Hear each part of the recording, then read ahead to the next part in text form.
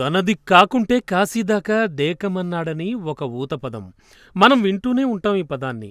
తనది కాకుండా ఎక్కడిదాకా అయినా, దేనికైనా సిద్ధమంటారు. అచ్చం అలానే ఉంది బంగ్లా తాత్కాలిక పాలకుడి తీరు.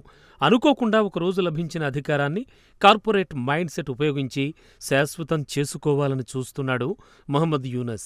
బాధ్యతలు చేపట్టిన ఏడాదిలో ఎన్నికలు నిర్వహిస్తానని మాటిచ్చి ఇప్పుడు మరికొంతకాలం పీఠాన్ని వదలకుండా అతుక్కుని కూర్చోవాలని కలలు కంటున్నాడు. దీంతో అక్కడి రాజకీయ పార్టీలు ఆయన తీరును ప్రశ్నిస్తున్నాయి. ఇప్పటికే సుదీర్ఘకాలం బంగ్లాదేశ్ను పాలించిన అవామీ లీగ్ను ఎన్నికల్లో పోటీ చేయకుండా యూనస్ నిషేధించాడు. ఇక పీఠంపై తనే కూర్చోవచ్చని, ఎవరూ ఎన్నికలు నిర్వహించరన్న ధీమాలో ఉండిపోయాడు. అయితే గతంలో బంగ్లా నేలిన బంగ్లాదేశ్ నేషనల్ పార్టీ బిఎన్పి ఇప్పుడు ఎన్నికలు నిర్వహించకుండా టైంపాస్ చేయాలని చూస్తోన్న యూనస్ పై విరుచుకుపడుతోంది.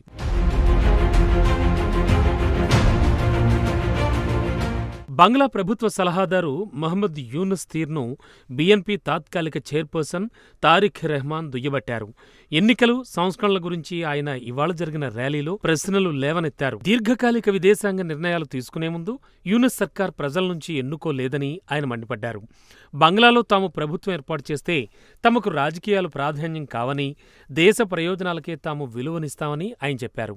బంగ్లాదేశ్ రావిల్పిండితో సంబంధాలు బలోపేతం చేసుకోవడం కోసం ఢిల్లీతో సన్నిహిత సంబంధాలను తెంచుకోదని ఆయన స్పష్టం చేశారు. ఢిల్లీ కాదు, పిండి కాదు, అన్నింటికంటే తమకు బంగ్లా ప్రయోజనాలే ముఖ్యమని ఢాకాలోని నయా పాల్దాన్ ఏరియాలో జరిగిన భారీ ర్యాలీలో ఆయన ప్రకటించారు. తమకు తాత్కాలిక పాలకుడు యూనస్ వైఖరి అంతుచిక్కడం లేదన్నారాయన.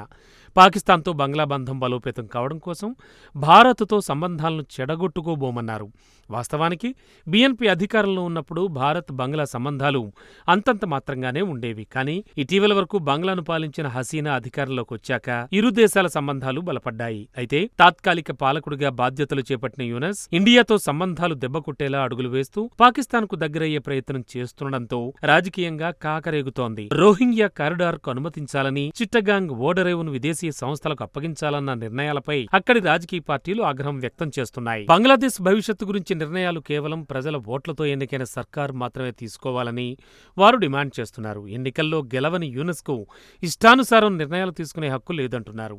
తాత్కాలిక ప్రభుత్వానికి తటస్థంగా ఉండడం, విశ్వసనీయత చాటుకోవడం ముఖ్యమని, వీటిని వదిలిపెట్టి నేల విడిచి సాము చేయాలని చూస్తే బంగ్లాదేశ్ ప్రజలు చూస్తూ ఊరుకోరన్నారు. ప్రజల విశ్వాసాన్ని దూరం చేయరాదన్నారు. రాజకీయ పార్టీలను శత్రువులుగా చూస్తే అంతకంటే దుర్మార్గం ఇంకోటి ఉండదన్నారు.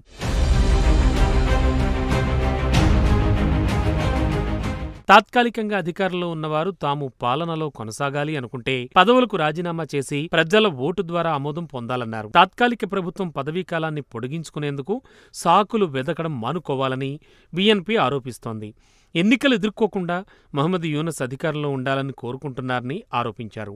ఎన్నికల గురించి అడిగినప్పుడు యూనస్ డిసెంబర్ నుంచి జూన్ వరకు అస్పష్టమైన కాలపరిమితి చెప్పడం విడ్డూరంగా ఉందని బిఎన్పి ఆరోపించింది. డిసెంబర్ నాటికి ఎన్నికలు నిర్వహించాలన్నదే తమ డిమాండ్ అన్నారు. యూనస్ పాలన కాల పరిమితిపై తాము స్పష్టత కోరుకుంటున్నామన్నారు. 10 నెలలు పదవిలో కొనసాగినా ఇంకా ఎన్నికల తేదీని ప్రకటించకపోవడం దారుణమని బిఎన్పి విరుచుకుపడుతోంది. బంగ్లాదేశ్ ప్రజలు ఓటు హక్కు ద్వారా ఎన్నికైన ప్రభుత్వం కావాలని కోరుకుంటున్నారని, జవాబుదారీగా ఉండే ప్రభుత్వాన్ని కోరుకుంటున్నారని, నియంతృత్వం కాదని బిఎన్పి నేత స్పష్టం చేశారు. షేక్ హసీనా నేతృత్వంలోని అవామీ లీగ్ పై నిషేధం తరువాత బిఎన్పి బంగ్లాదేశ్ రాజకీయాల్లో ప్రధాన పార్టీగా కనిపిస్తోంది. ఎన్నికలను ఎదుర్కోకుండా అధికారంలో ఉండాలని యూనస్ కోరుకోవడంతో అక్కడ రాజకీయంగా కాకరేగుతోంది. అవామీ లీగ్ రేసులో లేకపోవడంతో రాబోయే ఎన్నికల్లో బిఎన్పియే విజేతగా నిలుస్తోందని భావిస్తున్నారు.